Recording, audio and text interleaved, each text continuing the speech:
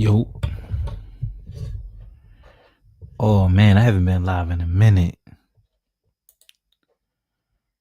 Damn, this shit look, YouTube look different. YouTube looks so different now. Galo Kentucky. Your boy back in the building, man. Ya tú sabes que lo que hay.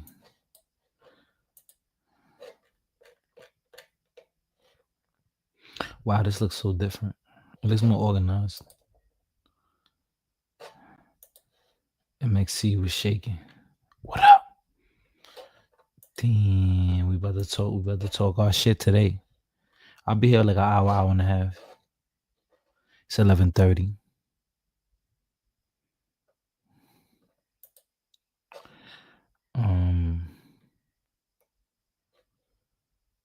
What's good, yo? What's good, yo? I've been gone, guys. I've been gone from YouTube, but I'm back.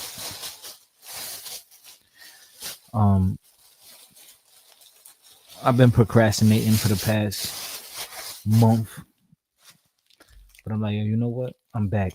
I'm back in the fucking building, man. It's time. It's time.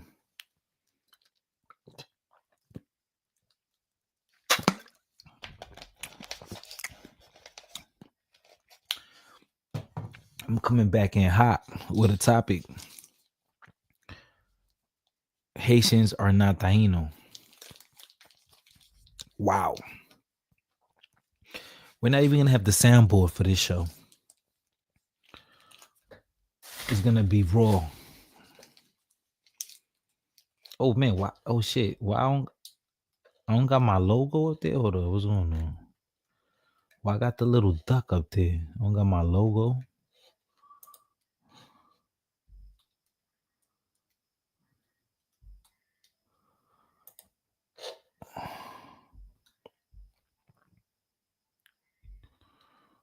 Oh man, I got the free. Don't worry. This week,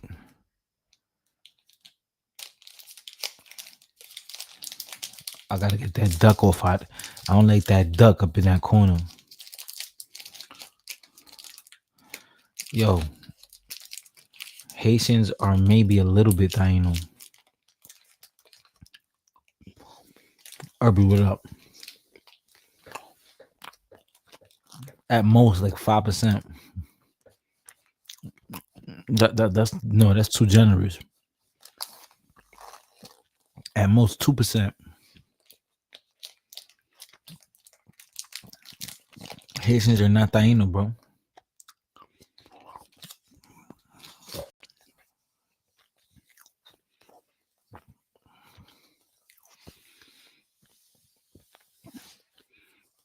A Haitian is as Taino as Donald Trump is black.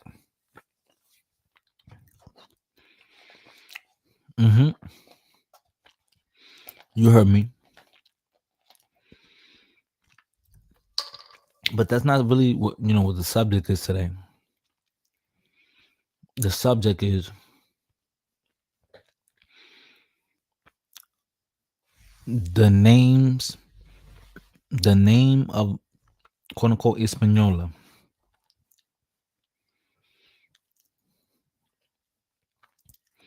Modern day Dominican Republic, modern day Haiti. These certain individuals come online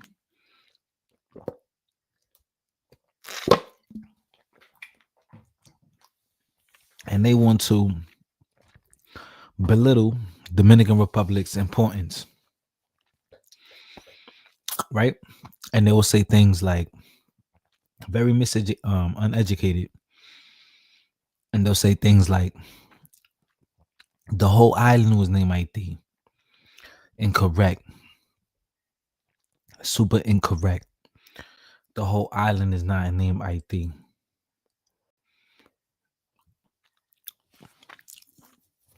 The western side, the Tainos named it Haiti. And the eastern side, Quisqueya. Yes, somewhat, yeah. Sometimes African Americans, Haitians, sometimes Haitians, because in their mind, there's nothing worse than a fucking Dominican. You know?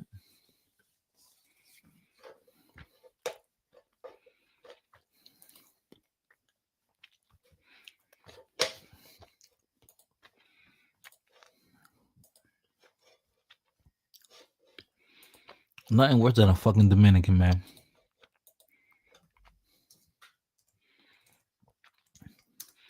Y'all don't know your culture. Y'all Dominicans don't know your culture. Y'all don't know where y'all from. Y'all don't know y'all black. Y'all know that.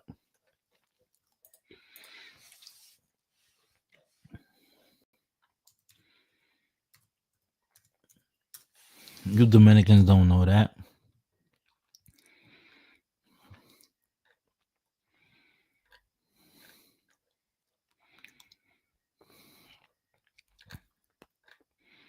Hold on, I'm looking right now.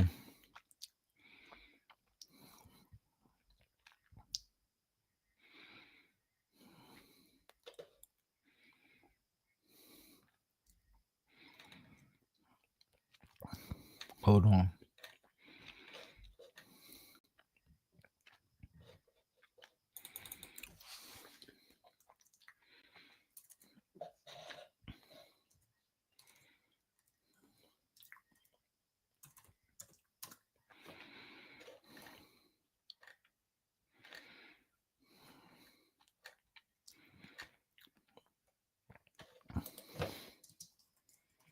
Sorry, man. I'm over here doing my Googles. Shout out to the people in the building. Hit the like.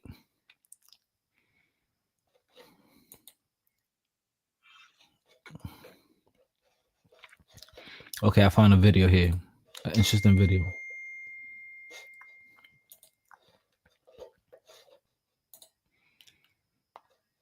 No. Godfrey doesn't know that much about the island. Godfrey made a joke 3 years ago, and people still carrying that joke. Flash. Oh, Flash. Oh. You saying Haitians not trying to claim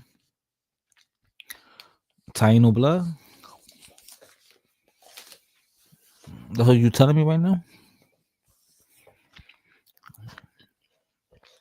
Let me look up these clips. I'm gonna find these clips. Hold on. Matter of fact, maybe I should find that one first. Hold on.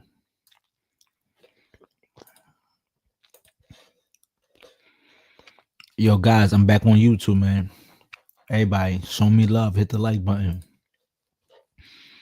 If you're new here, subscribe.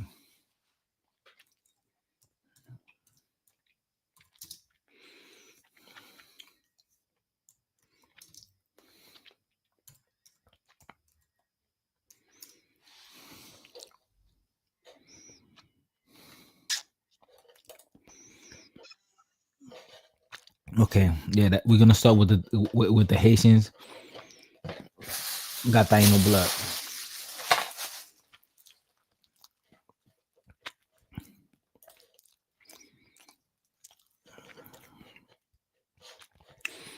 Yeah, man. Exactly, bro.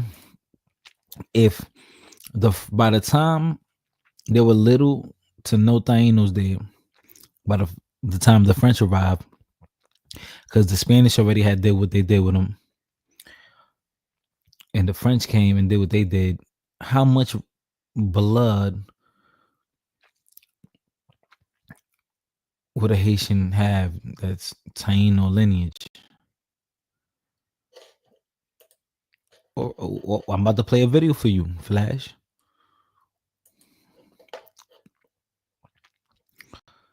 I'm about to share. I'm about to share something for you.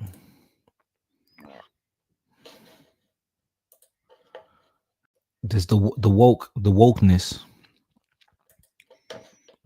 Canto de mamau, si tú no sabes la historia de la isla de Quisqueya, no estés opinando. I understand you pandering to Haitians, pero sácate el bicho de la boca. In the 1500s, you have an entire island with Africans, Tainos, and Spaniards. And that's what makes us Dominicans. Then between 1605 and 1606, Spain abandons the western side of the island. Let's read. So in 1697, that's when Haitian history starts. That's when France begins to bring their own stock of slaves to the island. I want you to show me proof that Haitians have Taino blood. Because according to the data at Ancestry.com, only Dominicans have Taino blood on the whole island of Hispaniola. Show me proof. Let's start the year with some truth and light because the self-hate in this video is so deep, so palpable, you can almost touch it. This man responded to a Self-hate. Where did he demonstrate self-hate?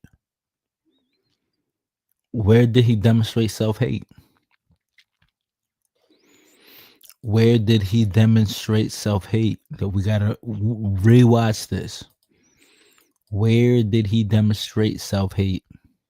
Mere canto de mamau, si tú no sabes la historia de la isla de Quisqueya, no estés opinando. I understand you pandering to Haitians, pero sácate el bicho de la boca. In the 1500s, you have an entire island with Africans, Tainos, and Spaniards. And that's what makes us Dominicans. Then between 1605 and 1606, Spain abandons the western side of the island. Let's read. So in 1697, that's when Haitian history starts. That's when France begins to bring their own stock of slaves to the island. I want you to show me proof that Haitians have Taino blood. Because according to the data at Ancestry.com, only Dominicans have Taino blood on the whole island of Hispaniola. Show me proof. Let's start the year with some truth and light because the self-hate in this video is so deep, so palpable, you can almost touch it. This man responded to a video released by an incredible Puerto Rican activist, Dean Huerta. And in his video, Dean said, as Puerto Ricans, we cannot continue to have this negative connotation with Haiti. They are our brothers and sisters. Yes, from an economical standpoint, Haiti is not doing great. But I'm going to... Okay.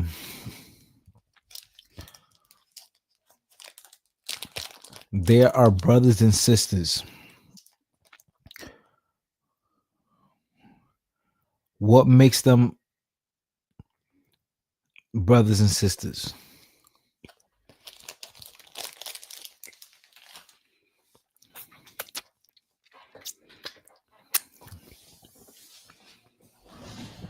What makes Haitians our brothers and sisters? You know, when people say things, you have to really question it. Let's continue. Marco, what up? Irby, what up? Tony, Blood Moon. So what? What up?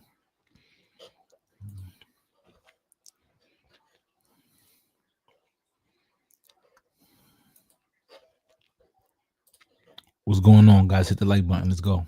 Take this opportunity to remind everybody that Haiti has always been a supportive country for Puerto Rico since day one. Borican and Haiti had a good relationship with one another before Columbus' arrival. They traded freely with one another and spoke the same language, which was Arawak. At the end of the Haitian Revolution against France, Haiti became a beacon of hope for independence for all. Yeah, but he's skipping. Yo, you see these niggas, like, they be on their knee pads, yo. They spoke the same language. Yeah, because that was prior to the Europeans getting there, dog. They traded freely with one another and spoke the same language, which was Arawak. At the end of the Haitian Revolution against... So this, you see how they mix things up?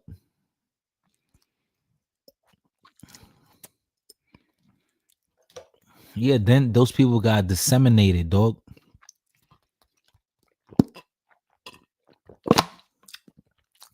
That became a new neighborhood.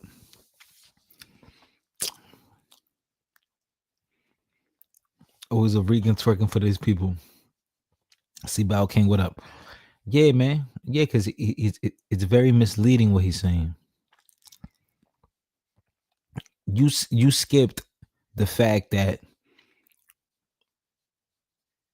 those Taino people got wiped out, and then a new set of people came into the neighborhood that had nothing to do with that land. You see what I'm saying? Why won't he mention the fact that over 100 years later, the French arrived on what is now Haiti. A whole over 100 years later. The Spanish been there way before any French presence. Why don't you guys pay attention to that? Why are they my brother? Why? If that's the point, if that's the case, everyone is my brother and sister. Why do we have to stop at with Haitians? Everybody's my brother and sister at that point. against France, Haiti became a beacon of hope for independence for all of Latin America. And then this man responded with ignorance, just pure hatred, and his unbridled anger attempted to cover up his weak research skills. But we saw straight through it. I mean, who uses Wikipedia and Ancestry.com as empirical evidence to spread hate? He was throwing around dates and numbers, but his entire premise lacked rigor. A third grade book report would be more reliable than his video. So it's safe to say that he is released from all of his duties of gatekeeping Taino history. Taino history is Haitian history. The story of the Taino people. Taino history. Hit it. Taino history is Haitian history.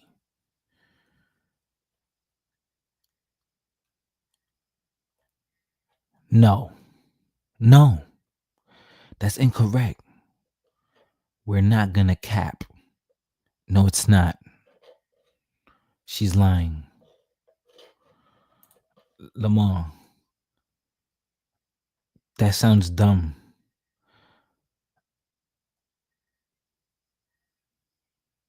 Yo, if that's the case, Lamar, you're a European. You just black. Lamar, you a colonizer. You just black. Right?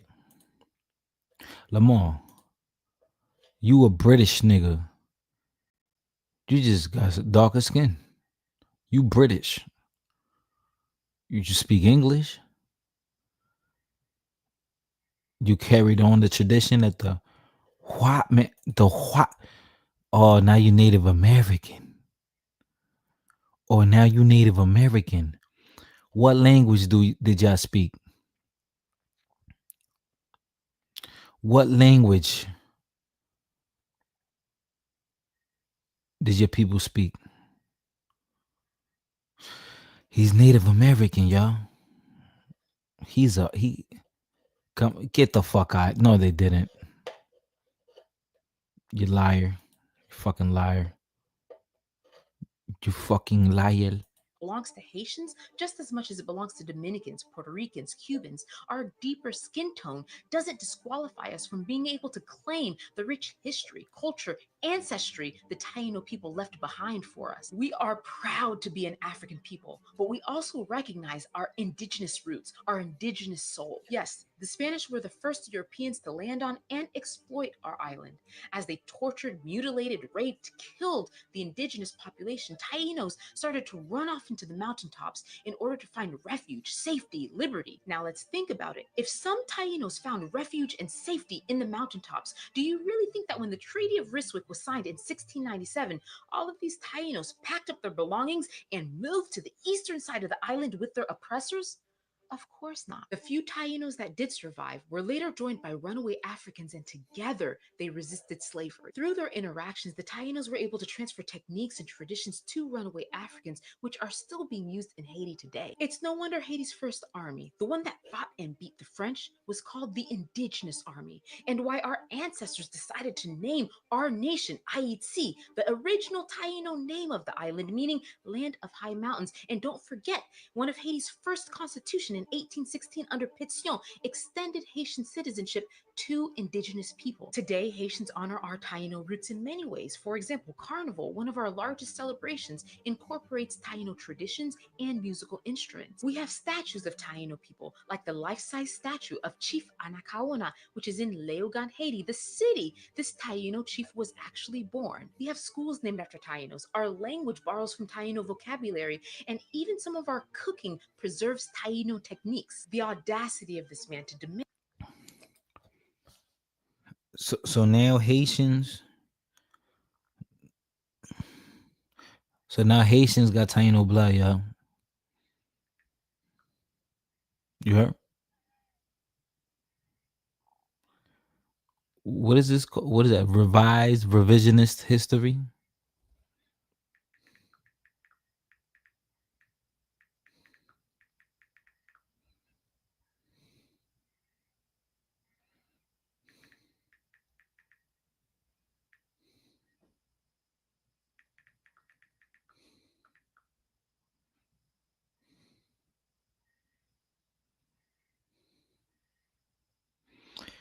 These niggas want to claim Anacaona.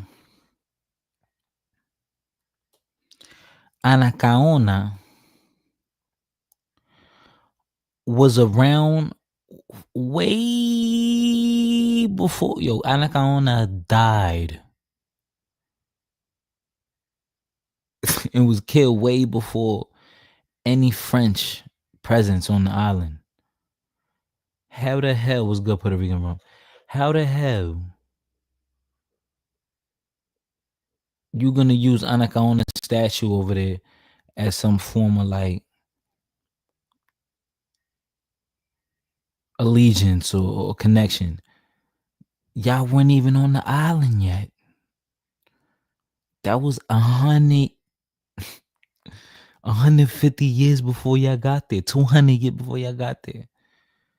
What does Anacaona got to do with you?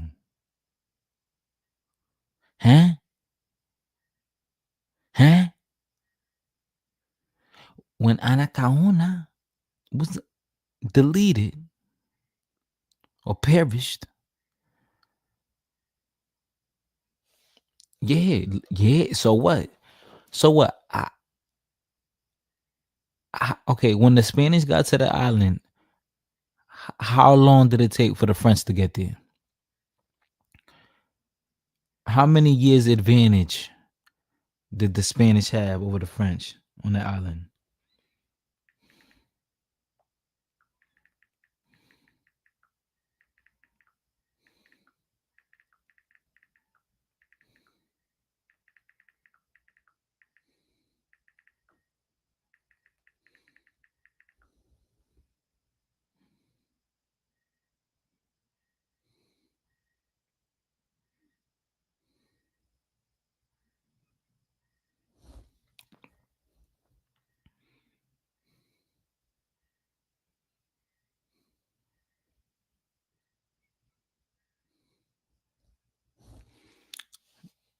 Look, yeah,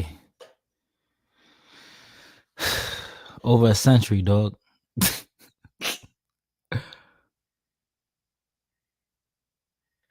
How these Haitians? How are they repping Tainos? How they repping Anacaona? They weren't even there yet.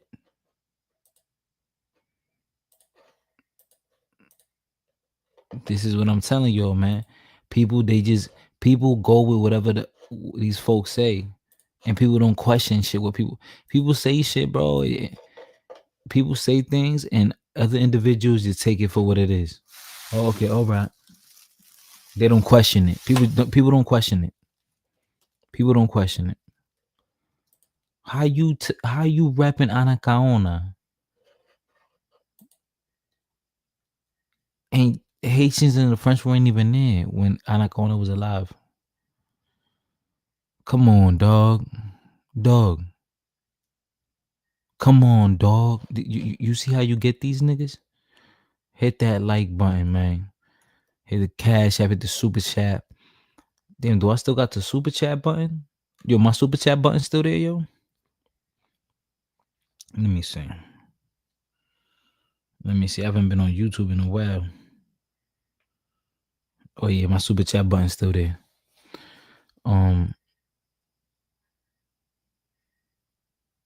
Song request $7, 2 for 10. You heard? Anybody want to hop in? I dropped the link. You know, if you want to hop on the panel, a small donation and you can hop on the panel. But we're gonna cook these niggas because I was on YouTube. Sorry, on Facebook. Sorry, not Facebook. Instagram. I was on Instagram this past week, and this partly motivated me to do this live real quick today. And now there's this young lady's page. I think she's like Panamanian or Honduran or something like that. Honduran, black woman, but she's Hispanic, Latina, whatever. And she has this Afrocentric gringo mentality. Like she has this black American mentality. Everything is black and white. KKK. She's Latina, but KKK, and she's been poisoned by critical race theory and all these other things. And now she wants to channel that onto the dynamic of Latin America, when we know the history is very different. The mixture that went on in Latin America compared to North America is very distinct. Black Tina, some girl, we gonna cook her eventually. Stay tuned, man. I'm back. So this week we're gonna be cooking people. Even if I'm here for an hour or two, we gonna cook them. I ain't gonna lie. I miss being here. I missed it. I was gone so long. So anyways, real quick, I'm gonna just get a quick summary. So I was on this that girl named Black Tina. We're gonna cover her soon, but Black Tina, and she's like speaking about Latin history and Afro Latino history. Okay, we running through that. And then there were people in the comments saying how the whole island of Hispaniola is named Haiti, the Taino language, which is now Haiti. No.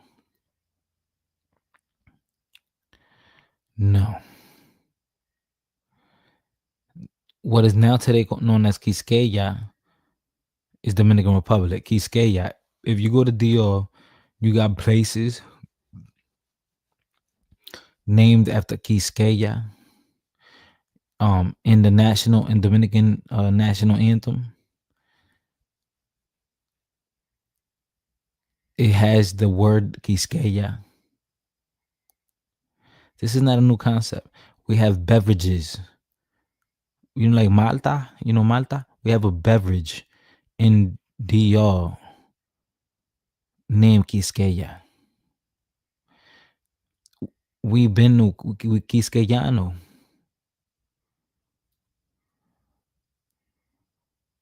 So even though, despite that we have little Taino blood, we're cognizant of it, right? We're aware. This Quisqueya beer too. I know this like Quisqueya, like Malta, like a malt.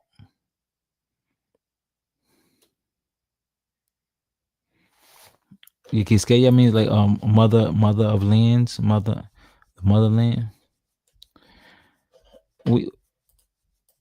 Let's listen to this white boy, because maybe y'all believe the white boy, right? Because we hate the white man, but when the white man says what you agree with, he says anything that you agree with, oh, he got to be right, right? If the white man says it, gotta be right.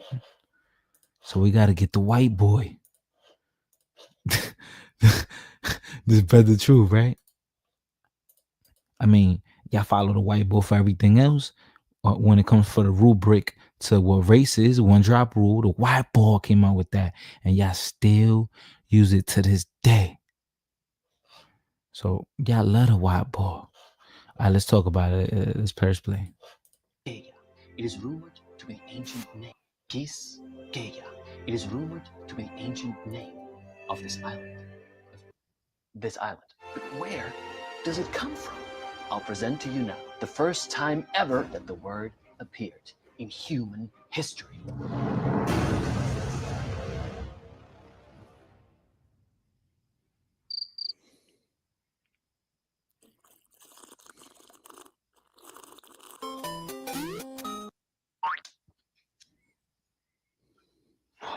I think we're gonna have to talk about this.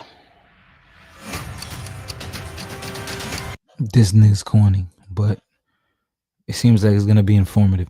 Winshine, what's up?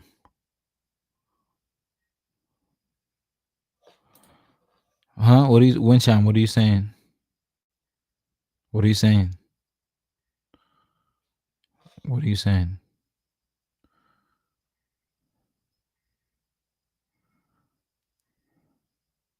What are you saying? Wincham, are you saying that Haitians have Taino blood or any significant Taino blood? That's what you're telling me?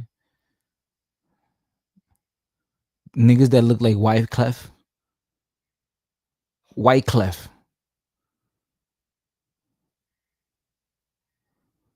Wyclef is Taino? Huh? Huh?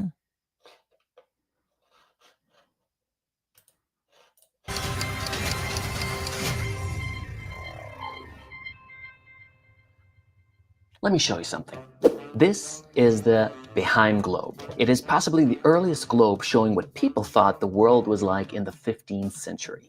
It was compiled based on various maps and reports by Martin von Beheim in 1492, about the same time that Christopher Columbus was exploring the New World. However, before he got back to talk about the New World, which is why the American continent is missing from the globe. We learned several very interesting things from this globe. First of all, people did not believe the Earth was flat. 2, a direct passage from Europe to Asia was possible. But nobody made the trip, before Columbus, because what's the point? And nobody's got the money anyway, and we're all way too busy with a lot more important stuff, like fighting the Moors and persecuting Jews and the Holy Inquisition and all that. Exploring a new world? Ain't nobody got time for that. The third thing is, it was common knowledge that there was land between Europe and Asia, Cipangu and St. Brennan's Island. Now, I'm not going to get lost talking about St. Brennan's Island, supposedly a time-traveling island. See what I did there? Lost. So let's talk about Cipangu, 150 years before Christopher Columbus, the one man who started everything. Leif Erikson? Marco Polo. While now some accounts are disputed about Marco Polo's adventures, we do know that he stayed at the court of Kublai Khan, the ruler of the Mongol Empire, in what nowadays we know as China. And his book of his accounts of his travels, his adventures, became a bestseller. You see, Marco influenced what people knew of the Asian continent. Cipangu, for example, was a mysterious island off the coast of China, which he described as immensely wealthy and ruled by a great emperor, or Khan. Cartographers took his word for it, which is why we can now find it on places like, for instance, the Beheim globe. Beheim globe. What does all this have to do with Quisqueya? I'm getting there. Guess who else was a huge fan of Marco Columbus? You see, we say in general terms that Christopher Columbus was trying to find India, but that's not entirely correct. And once I find Cipangu, I will totally convince the Great Khan to align only with Spain, and we will totally disrupt the global spice biz. Columbus was expecting to find the mysterious island of Cipangu and establish a trade route to Europe from it. Cipangu refers to what we nowadays know as Japan. Nobody really knows for certain, and therein lies the rub. You see, language is a funny thing. It changes so much that often the meanings are lost in time. So what does this have to do with Quisqueya? I'm getting there. Let's talk about the first voyage of Christopher Columbus.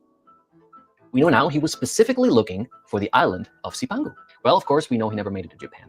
Instead, he ended up here. But everywhere he went, he was looking for Cipangu. Anytime he met with any natives, he asked about Cipangu. Cipangu? Cipangu, Cipangu, Cipangu, Cipangu, Cipangu, Cipangu, Cipangu. Oh man, why can't y'all just speak Spanish like everybody else? He was never really able to directly communicate with the locals because he didn't speak their language and they didn't speak his language. So it was all sign language and stuff.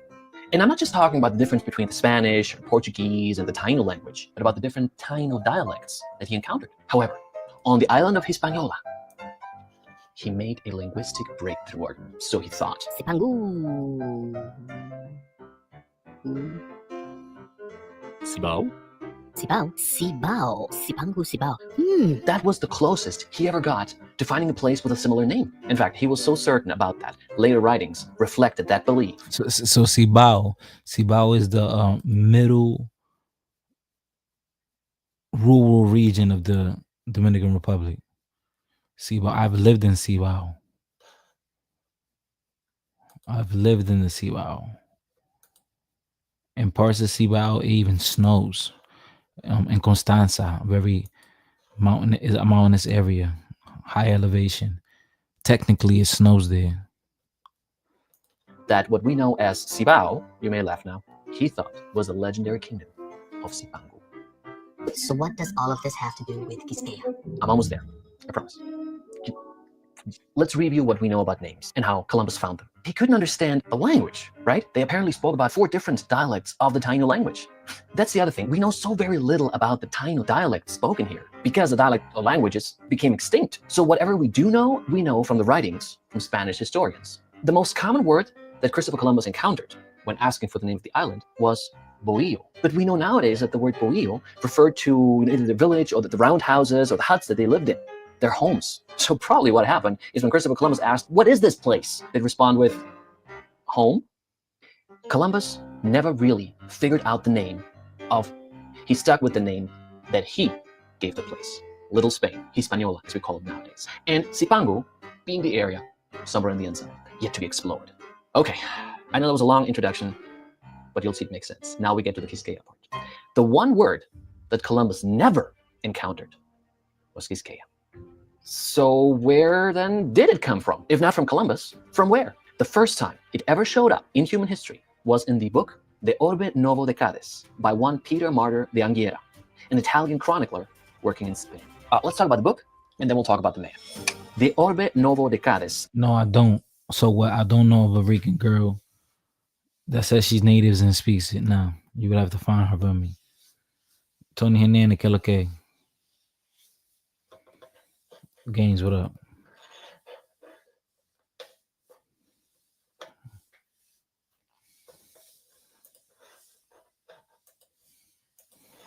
Roughly translates as Decades of the New World. And it's split into 10 decades, or large chapters, if you will.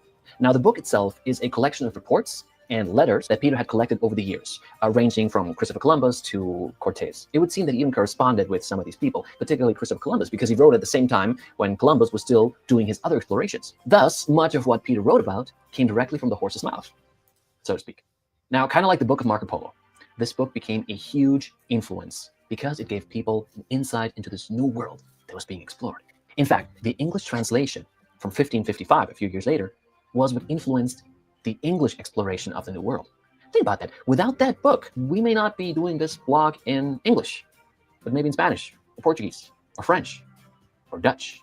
Now, the significance of this book cannot be overstated. Its reliability, however, most of what we know nowadays of the encounters between the old world and the new came from Peter, but that doesn't make it true. The first appearance of the word Quisqueya is in the 3rd decade, chapter 7. Nomina Hispaniolae a primis habitatoribus imposita fuere primum Quisqueya de inc Ahiti. Sorry, did I forget to mention that the book was actually written in Latin? Yeah, you see, back then, everything important was usually written in Latin, the language of the educated class. Anyway, my Latin is by no means acceptable, you know? My knowledge may be from college, but my Latin is from Manhattan. So I'll dig up an English translation so we all can understand, all right? Hispaniola was first called by its early inhabitants Quisqueya, and afterwards Haiti. These names were not chosen. Okay. Hispaniola was first called by its early inhabitants Quisqueya, and afterwards Haiti. These names were not chosen at random, but were derived from natural features, for Quisqueya and their language means something large or larger than anything, and is a synonym for universality, the whole, something in the sense that pan was used among the Greeks, like God.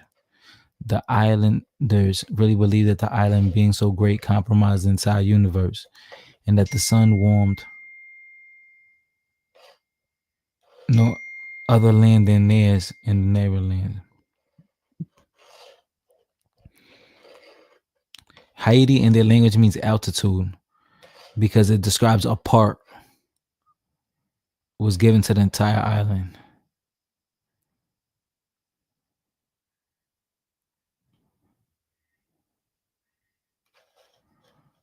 Mm. Mm. At random, but were derived from natural features. For Quisqueya in their language means something large or larger than anything, and is synonym for universality, the whole, something in the sense that pan was used among the Greek. The islanders really believed that the island, being so great, comprised the entire universe, and that the sun warmed no other land than theirs and the neighboring islands. Thus, they decided to call it Quisqueya. The name Haiti in their language means altitude, and because it describes a part, was given to the entire island. Now, you will notice a few things here. Firstly, the meaning of the word, something large and universal. Interesting how he compares it with the Greek word pan, as in pan-galactic gargle blaster. Very nerdy joke. But that's interesting. This is something Peter does a lot here. He's always comparing or relating things to ancient Greek, as if he's trying to appeal to the intellect of his readers, which is exactly what he was trying to do. You'll also notice how he mentions the word Haiti as meaning altitude, and that it was one of the names of the island, according to him. But in other areas, he mentions Haiti as being the name of only, well, the western area of the island. So it's a bit fuzzy on that, but for the most part, it seems to refer only to this side. Now, you may also notice the pronunciation of the word, Quisqueya, as opposed to Quisqueya. You see, in Spanish, Q-U-I becomes qui, right? But since this is a Latin word, it stays qui. But hold on, I can hear you say now. It's not a Latin word, it's Taino, right? Is it? Well, that brings us to the question as to where did he come up with that word in the first place? We learned that he got everything that he knows secondhand, most of the time verbally. Peter spent all of his time in the cozy courts of royalty and clergy, writing his books and being all intellectual and smarty pants-like. Thus, we can say for certain that he never, ever heard a Taino actually say to him the word Quisqueya.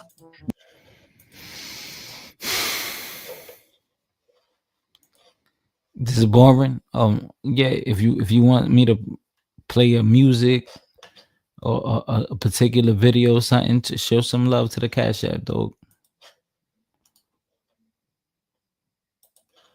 I mean, that's how we do over here. This channel's for the people, but I want to educate, Lamar. I want to educate ignorance. People ignorant like you, Lamar, that spew fallacies. They twist things for their own narrative, for their own rhetoric. Over here, we really want to investigate the truth.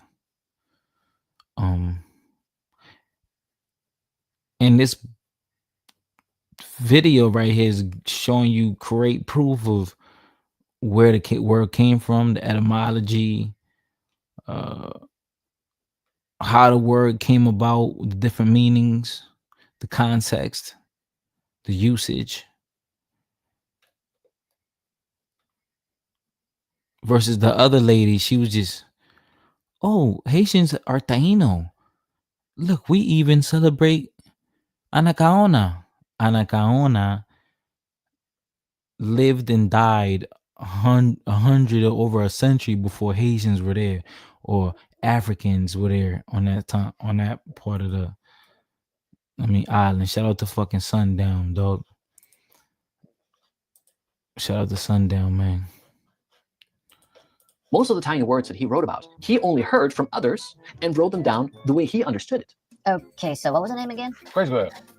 Okay, how do you spell that? Quisqueya Quisqueya. That sounds weird. Quisqueya. Is it a real name? Quisqueya is Are you making that up? Quisqueya is Sorry, would you mind taking your glasses off? You know what? Never mind. I'll go with what I got. Did it really go down like that? Or did he, like others suggest, just make it up? It's hard to say. But in order to understand a little bit more, let's read on what he actually wrote. You see, Quisqueya appears 5 times in the whole book.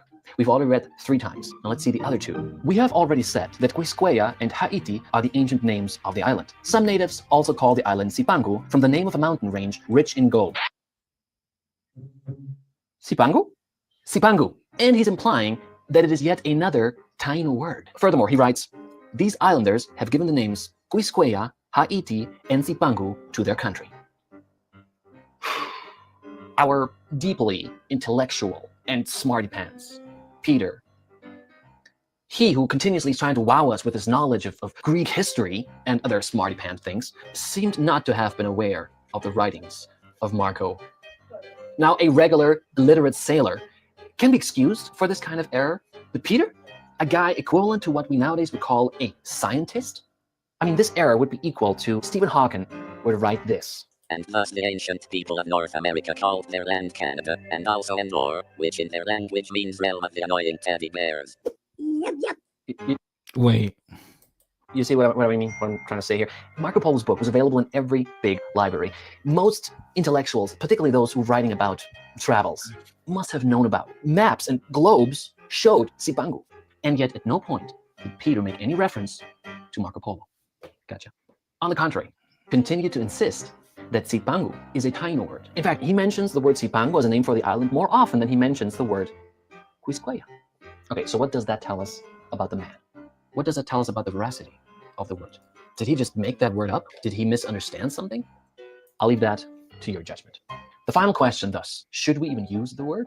Well, we can't be certain that it really is a Taino word, obviously. Nobody but Peter ever used it. So can we use it?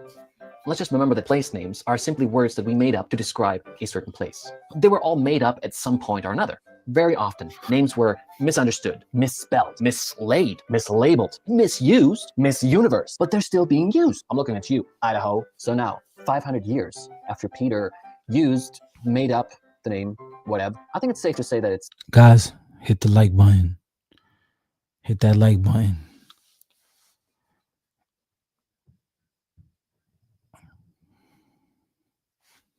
safe to use the word Quisqueya. Sorry, I meant to say, of course, as they say in Spanish and Quisqueya. Creole. Quisqueya. Hey, okay, mi gente. Thanks for watching this episode. I hope you enjoyed it. Now it's your turn. What do you think? What were where did that word really come from? Did he really just make that word up? Did somebody else maybe make that word up? And if you want to know more, check out the links down below where you can find the research material that we used for this episode. Also, there's all these different footnotes that will give you more information, so you can, watch the video again, read all the footnotes. Apologies for all the close changes. I had to record this over several days. I like that channel. Sundown says, I'm in Thessaloniki, second largest city in Greece. Oh, damn, Blood Moon think you capping, bro, because she said take pictures while you in it. Yeah, man, I dropped the link if anyone wants to join, if they want to add. But I think so far right there, I'm just trying to show you, Haitians don't have Taino blood. And if they do, it's very small. The percentage is very low.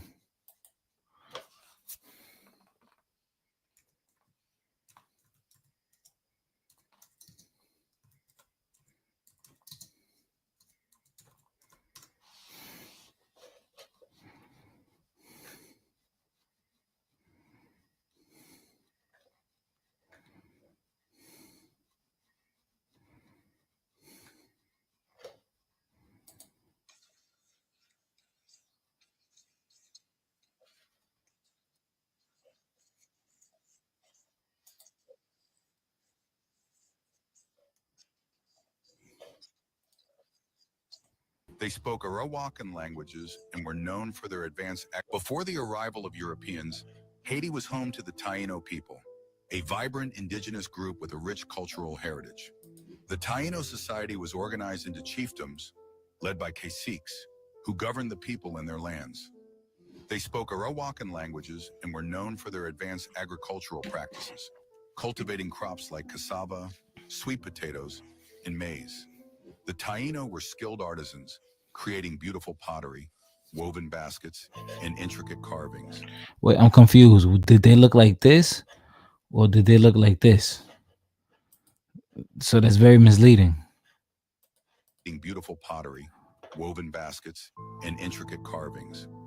Their religious beliefs centered around a pantheon of gods, with rituals that emphasize harmony with nature.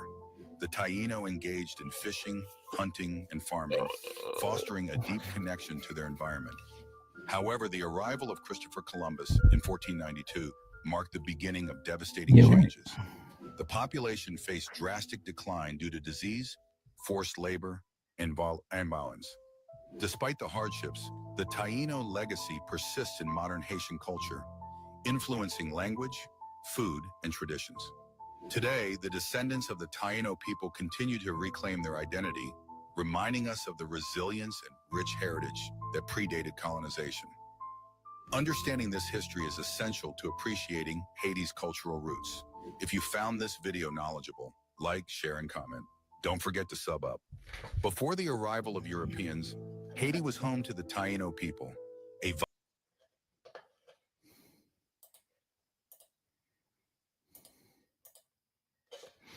Yeah.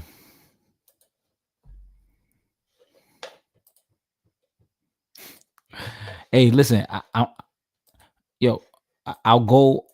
I was on Instagram going back and forth with this guy, and he's telling me that the land was never named Quisqueya. It was always Haiti.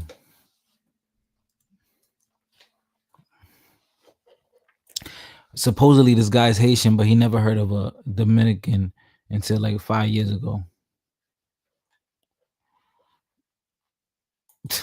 He never knew what a Dominican was, and he's like 40. Niggas cap, yo. Niggas be capping, son. Niggas be capping, son.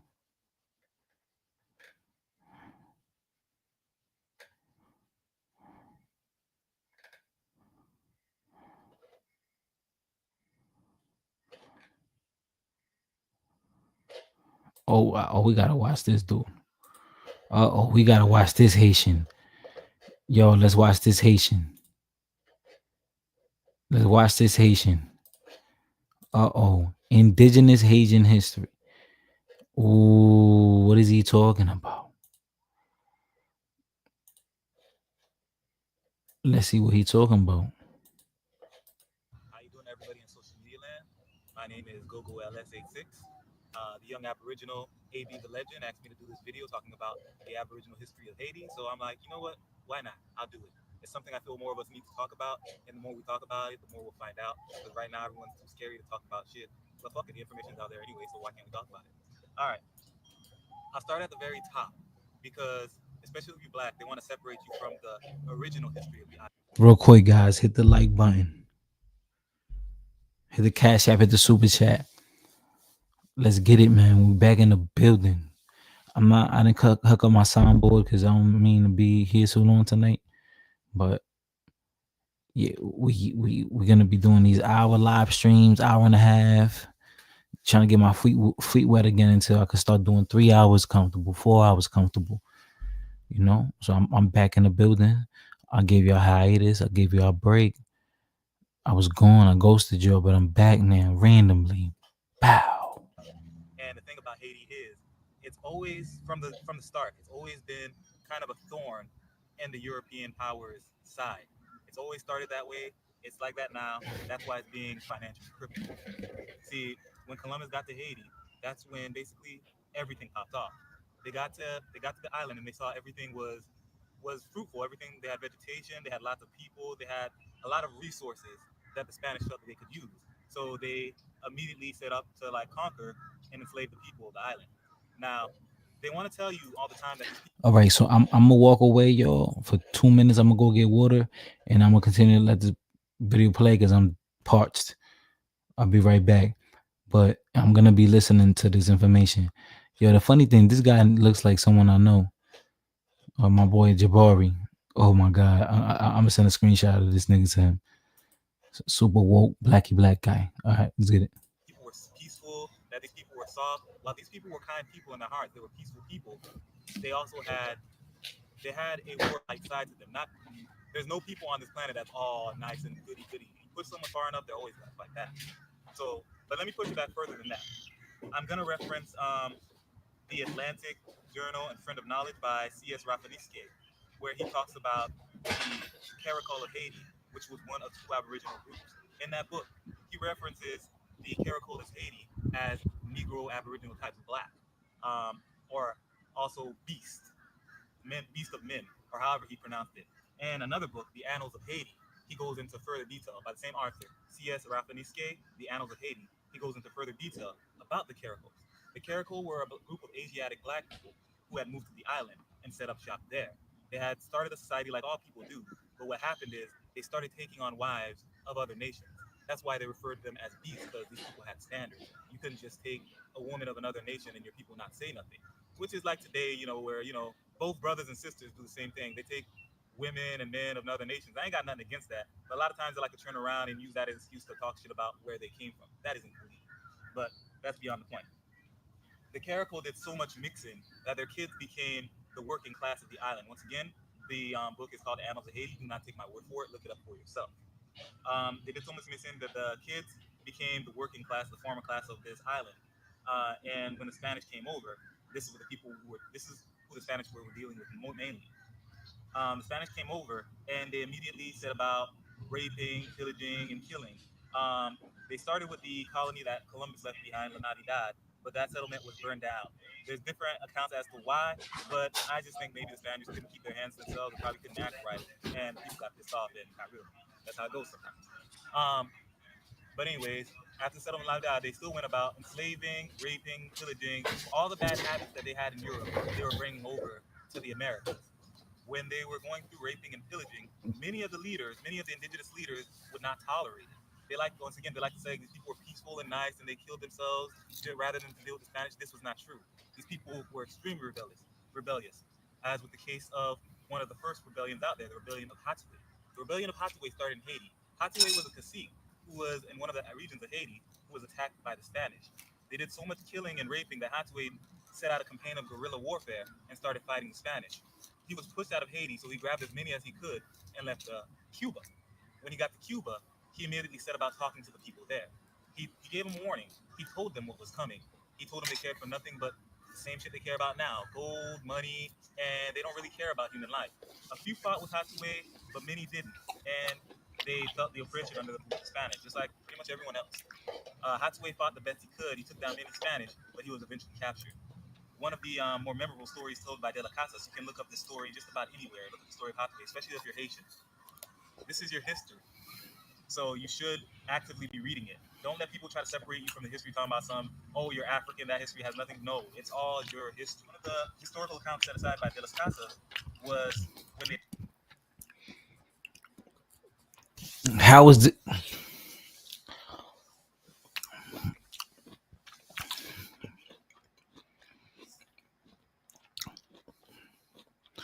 how is indigenous history of that land relevant to modern Haitians when they didn't overlap each other? They probably met a few of them. attempted to baptize Hathaway.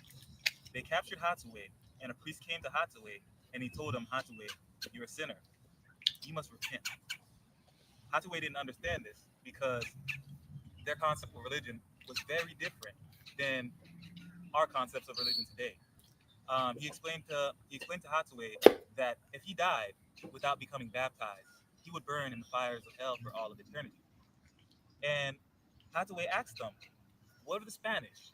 Where do the Spanish go when they die?" The priest told Hathaway, "Well, if they are baptized, they go to heaven like all good Christians." And Hathaway looked at the priest and said, "Then don't baptize me. I don't want to go anywhere the Spanish go. They are horrible people. I'd rather go to hell." This marks the end of Hathaway's journey, as he was burned at the stake for heresy.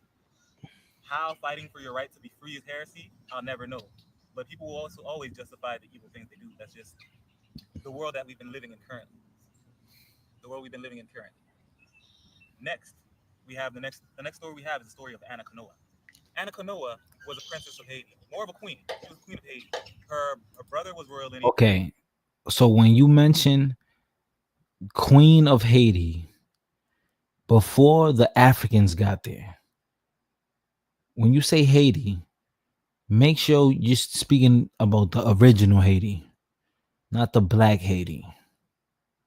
And her husband was royal lineage. They had attempted a coup on the Spanish, but they failed and they were killed. So she attempted to do the more peaceable thing by negotiating with the Spanish to preserve the life of her people. The Spanish, being duplicitous, only saw ways to gain and also ways to fulfill their lust. But she wasn't having it, so they figured, all right, if we're gonna get the Santa Canoa chick, we're gonna have to set her up. So what the Spanish did was, at a ceremonial dinner with many of the caciques or chiefs of the island, they waited till everyone was in the bahui, or the house, the grass house, and they set the roof on fire. Many of the chiefs escaped, but many of them were burned. Hannah Kanoa was one of the ones who escaped. They arrested her and they charged all of them with conspiracy and heresy and attempt to overthrow the Spanish influence on the island. Even though none of it was true, she was actually trying to work about more peaceful results with the Spanish. So they, on the day before she was hung, they gave her an offer. They told her, "We'll forgive all the wrongdoings you've done against the crown of Spain if you relinquish all leadership to us and you take one of our men as a husband." She was severely insulted by this, and she told him that she'd rather be hung and died than take on one of the Spanish as her husband and betray her people. And they did just that. They hung her. Now, these are two people. These are two people, two separate instances at the beginning of the conquest of Haiti that rebelled. Now you kind of understand why that rebellious spirit is always so fearfully quenched and quelled and stepped on in Haiti, because it's not a one-time thing. It's something that's continually happened. It's happened over and over again. And once again, this is why they cripple them economically and they cripple us economically and they keep a boot heel on our neck. But now is the time for us to learn and reread our history so we can learn where we went wrong as a people and we can make better decisions in the future and have better results. Another instance, after we'll call it the Arawak Chronicles, what happened in the past, or the Taino Chronicles. These are the Arawak Chronicles. Gas Mask, what's going on, dog? Those are called Moors, Blood Moon. They think they are Indians, but they are not. I need Xena's email. I'll reach out to her.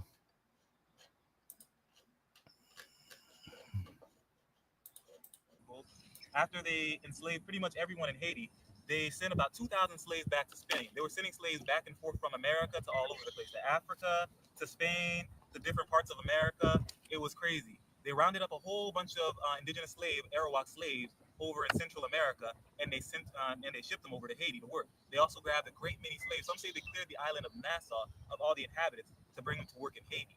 They would tell you that all these people died, but my question is, where are all the mass graves for these people? And a lot of these descriptions of these people, they were described to be black. A lot of the cases, a lot of people argue that they weren't, but they were. It is what it is. A lot of times these people were described as black. There were black people witnessed in Haiti. So right off the bat, it tells you the regular history that you're given, you're lied to about, and that you are tied to these very lands. That's why they lied to you about it in the first place. But once again, do not take my word for it. Look up my references. Another great book to get into is Of Cannibals and Kings: Primal Anthropology in the Americas. That's an excellent book. It has a great many articles on the history of Haiti and the indigenous history of Haiti. And one of the very ones I found very interesting was one on the zombie ceremony. Any Haitian can tell you what a zombie is. It's basically a reanimated slave for voodoo priests, using herbs and different wire lines and different extracts and different botanical things to bring about certain processes in the body. Now, what I found interesting is all my life I've been told from mostly non-Haitian sources, to be honest with you, and on some Haitian sources too, that it's actually an African procedure. But I've never really met any Africans who told me that. And also, when I read in this book and Of Cannibals and King, Primal Anthropology in the Americas, I read an account taken by the explorer Payne of his time in Haiti and with some Indians, non-African Indians in Haiti. And what they did was a family member of this indigenous family had died. And I guess he was under the charge of one of their doctors to see that he lives due through diet and so on. And what they did was they took the body to one of their witch doctors to perform a procedure where the witch doctor mixed some herbs and some oils together, much of which was not said what it was in the book, but I have an idea what it was. But they mixed it all together, cut some of the hair off the head off the deceased corpse, and mixed it together, and they blew the concoction inside of the dead body's nose. Once again, you can look this up for yourself. This is not something I'm making up. I gave you the book reference. And when they did this, the corpse started talking as if it was alive, according to Payne, their explorer. This is why it's important for people to read, so they can see some of the other things these explorers claim that they saw. This is not stuff people are making up. Now, they blew this concoction in the nose of this corpse, and the corpse started talking.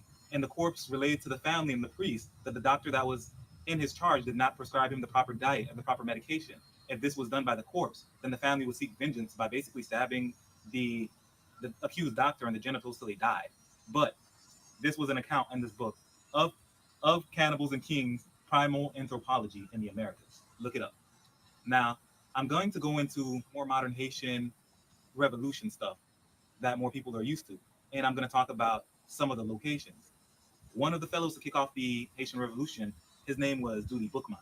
He was actually a Jamaican slave. That was the Okay, so now he's talking about Dutty Bookman. That was the Jamaican. Yo, okay, so right there, Dutty Bookman was a Muslim, and he could read the Quran. He knew the Quran from front to back. An intelligent man. He was a rebel. Why would you not just delete him? Why keep him alive and send him to Haiti and help them get liberated? So the issue is that he's conflating two different groups of people. He wants to bunch in the indigenous people with the African. You can't do that. You can't do that. So a lot of the things he's saying is true, but he's conflating the indigenous people's history with the modern day Haitians. The only thing they have in common is they lived on the same land at different periods of time, though.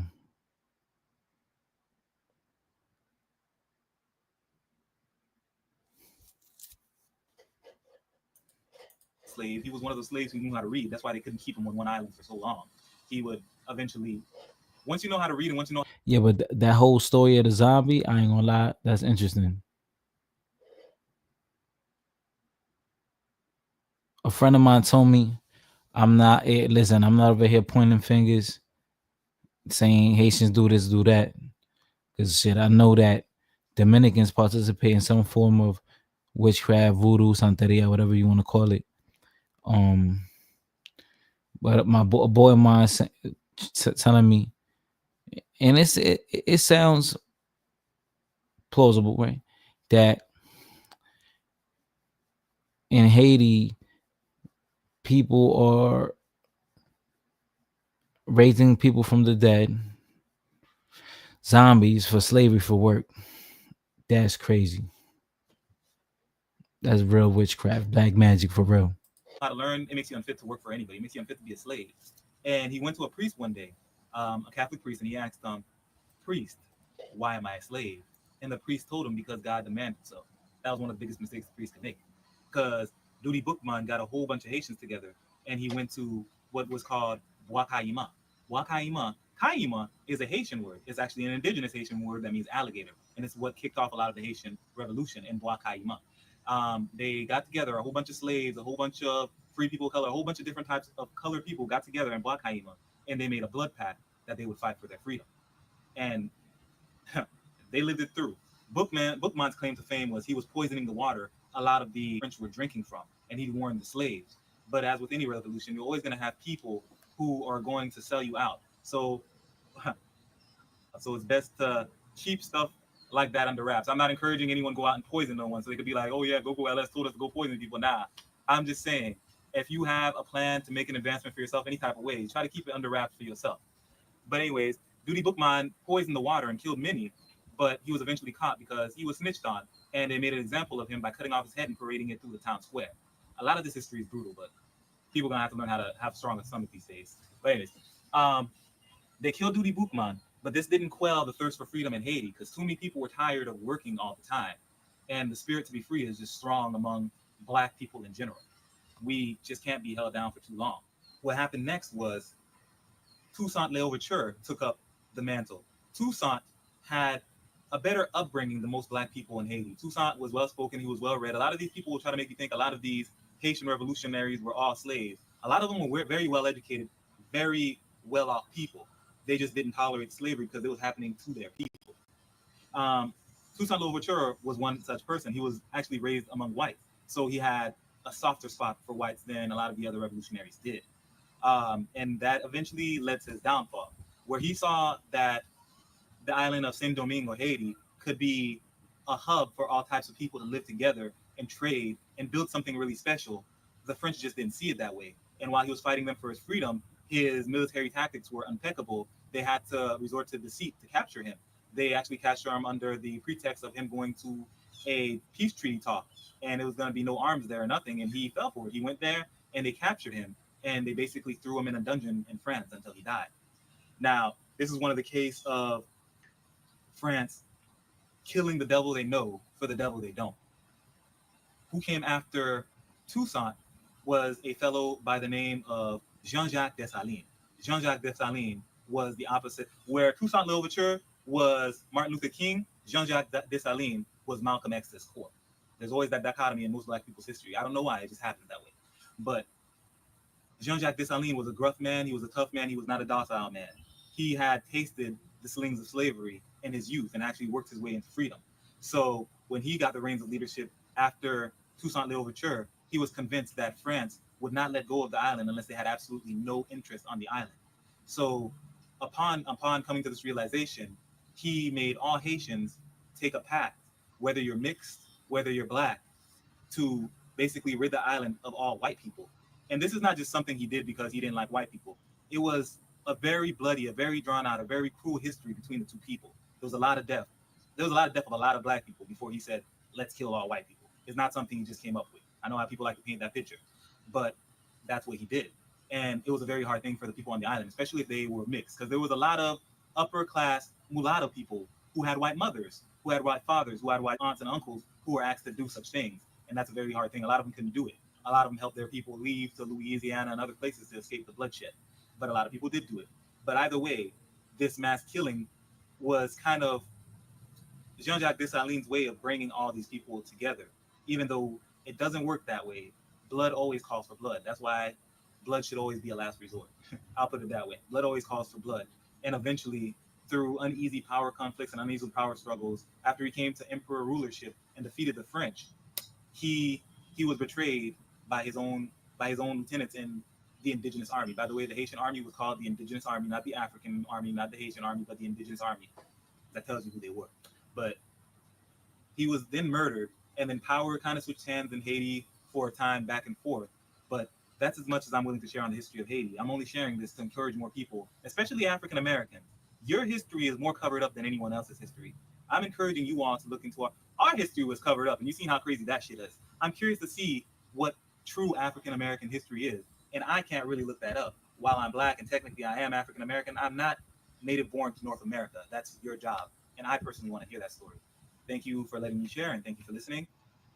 Also, check me out on my Instagram, GoGoLS86, and check out my art. I have art commissions for sale. I incorporate a lot of indigenous and worldwide history inside my art. It's something for everybody to enjoy in there. I make shoes, I make posters, I make whatever. Hit me up. All Also, right. check out my camera wounds Instagram. All right.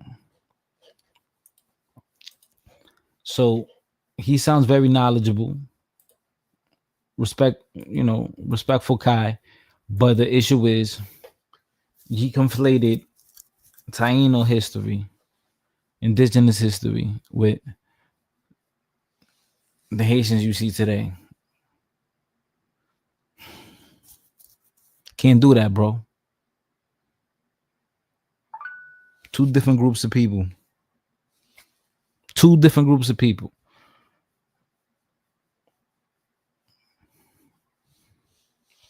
You have to follow chronological order so it can make sense.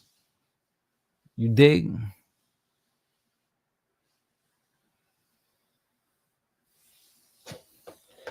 You think he's not biased, Blumel?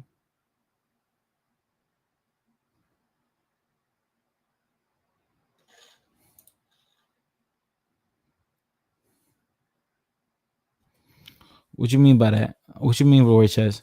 How were those Haitians well educated but not the others? What you mean by that? Or like that certain group? Yeah, every group have a standout people. You know, every group is gonna have the guy that's super tall, the guy that's super strong, the guy that's super smart. Every group is always gonna have a standout person, and is on the contrary, the worst of the worst.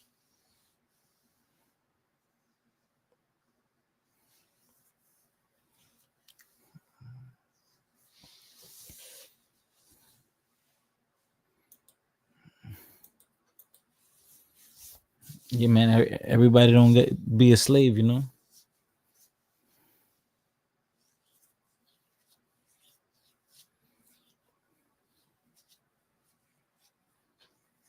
He's biased, right? Conflict. He's trying to say that his sister was Pocahontas. His little sister's Pocahontas with the good hair. Becky with the good hair. Nah, bro.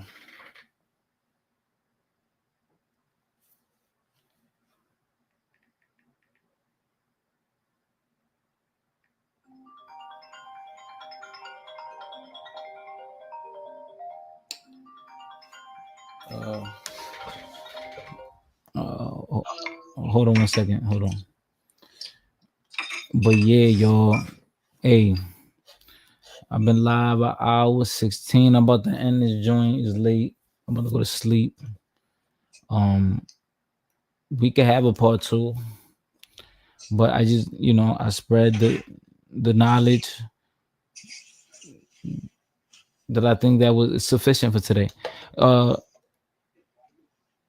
And I'm not gonna lie, the other video with the white dude, it was very informative because he took it back to where the etymology of the word, in his language and everything. So, yeah, I'ma see y'all. Today was your little test run. I had a hiatus, and I know what to do. Hit the like, show your guy love. Cocolo 7. And we out of here though. It's late. You know I won't let the nine burst. West Coast mixtape, kiss my Converse. You know I won't let the nine burst. West Coast mixtape, kiss my Converse. You know I won't let the nine burst. West Coast mixtape, kiss my Converse. Before you play your part, gotta read your lines first. Before it's in your heart, gotta be in your mind first. You know I won't let the nine burst. West Coast mixtape, kiss my Converse. You know I won't let the nine burst. West Coast mixtape, kiss my Converse. You know I won't let the nine burst. West Coast mixtape. Alright, y'all. I'm gonna leave this live up, don't worry. And I got footage for y'all. I just gotta edit. Stay tuned. We got some interesting topics this week. Today, like I said, it's a little test run. We'll build back in the building. Peace, man.